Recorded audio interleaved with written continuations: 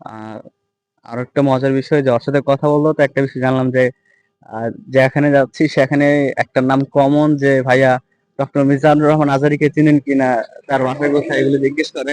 তো ওর সাথে কথা বলার সূত্রে বুঝতে পারলাম যে আর আম্মু নাকি ডক্টর মিজানুর রহমান আম্মু আজারী আর খুব আব্বু দেখে, মানে আমাদের ঘরে আমার চাচা চাচি দাদা দাদি সবাই শুনে, আমরা বক্স লাগাইলাছি, ওয়াজ অনেকজনই শুনে। এটা তো আমাদের এখানে বিখ্যাত।